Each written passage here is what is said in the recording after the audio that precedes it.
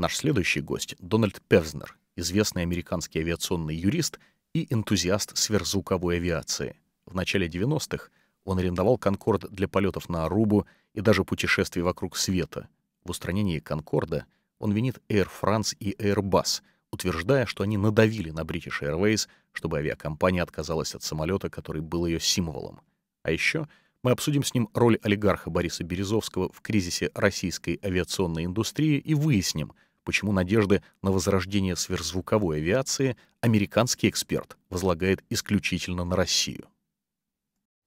On February 19th of 2003, when an Air France Concorde going to New York from Paris very nearly ran out of fuel because of a crew error, and then they landed in Halifax without even the fuel necessary to do another approach to the runway if the first one failed. So had that first attempt and only attempt they had to land with the fuel almost gone created a problem. If they'd been unable to land on that first attempt, it would have been like the space shuttle, which had no fuel when it landed. That would have been a second Concorde crash on Mr. Spinetta's watch. Mr. Spinetta was CEO and chairman of Air France at the time. And that is a risk, in my view, that he was just plain unprepared to take. And he decided accordingly that that airplane will be permanently retired on May 31st, 2003. So he was determined that he would not, while he was the chairman of Air France, have the slightest responsibility for a second Concorde crash or anything remotely resembling it. And he took that decision. Then he got Airbus to go along with it. It's dirty dealings at the top executive level, right across the board. And I wish I could prove that it happened. And right now, looking you in the eye, I call upon both British Airways and Airbus to release their files and this many years after it. This is 2003 we're talking about. 9 long years after putting a knife in Concorde's back in front of the whole world, secretly, and then lying about it. They tell the bloody truth.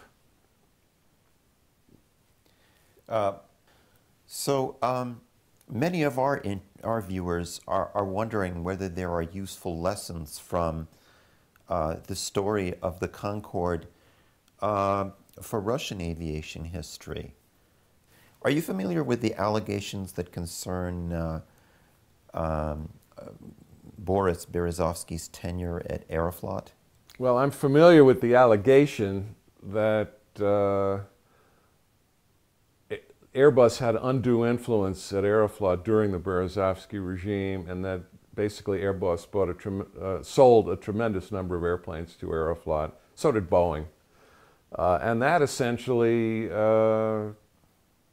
idled the domestic Russian aerospace industry with the exception of the Sukhoi 100, essentially, which is a commuter jet, which is similar to the Embraer series and Bombardier. They're not long-haul, large jets.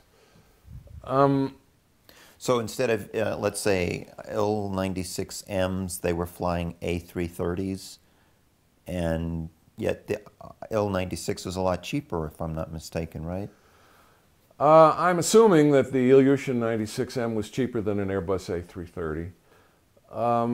You have to understand that there is a logical preference in the West for flying on American or European airplanes. There is one area in which the Russians can triumph and have no competition. And what area is that, sir? That area is building a reliable successor to the Tupolev 144 supersonic airplane of about 1969. And it's going to take the Russian government viewing this as a prime project to not have the Russian aerospace industry be an also-ran to Boeing and Airbus forever, turning out a Sukhoi 100 and being lucky to sell it where everybody else is monopolizing the world's airways virtually. And what you need to come out with a second generation, let's call it the Tupolev 244, because that's what Alexei Tupolev, until he died in 2001, was calling the next generation. He was a genius and I salute his memory. You need an airplane with about a 10,000 kilometer range, which is 6,200 miles. That'll carry between 200 and 250 people and has an engine which is powerful enough to drive an airplane of that weight at that speed, but is also not so noisy that it would be barred from taking off at a lot of the world's major airports. Russia has the skills, they have the money, they have, and I hope will have soon, the initiative on the world stage to build what would be the world's only second-generation supersonic airplane. And why would it be the only SST?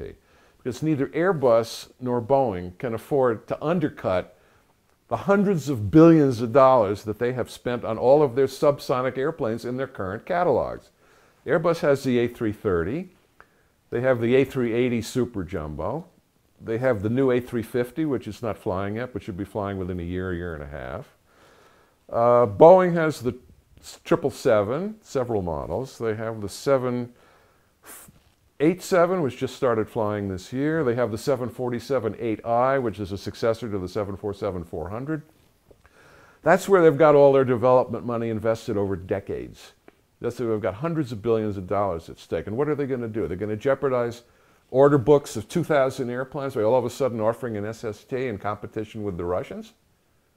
Probably not. Probably not. So that would give the Russians a monopoly. And if they design it properly, this would be a profitable monopoly because airlines could not afford not to buy it.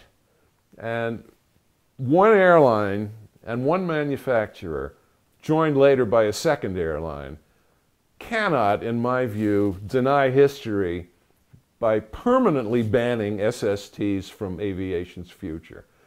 And if anybody is going to break that horrendous step back in progress that happened in 2003 with the permanent early retirement of Concorde, it's the government of Russia. For national glory, for achievement, for economics, for capturing a unique market that they don't have any competition in because the competition too selfishly wants to maintain its own subsonic airplane sales.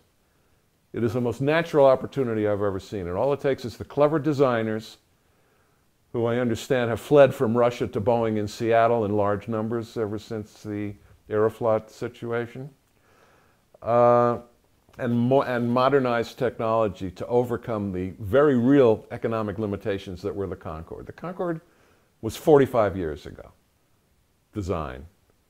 This is 2012. You've got the whole 21st century to prove everybody else wrong by doing it right, better, a second time around. Concorde was an incredible step into the future. The Russians can do it better.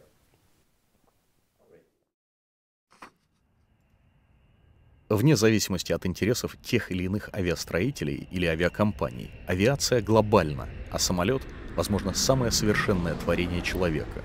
В авиационном музее города Шарлотте есть уникальная экспозиция, названная «Гудзонское чудо». Это чудо произошло 15 января 2009 года. Сразу после взлета самолет А-320 компании US Airways столкнулся с птицами, в результате чего у лайнера отказали оба двигателя. Экипаж сумел посадить самолет на реку в центре Нью-Йорка. Все 150 пассажиров и 5 членов экипажа остались живы.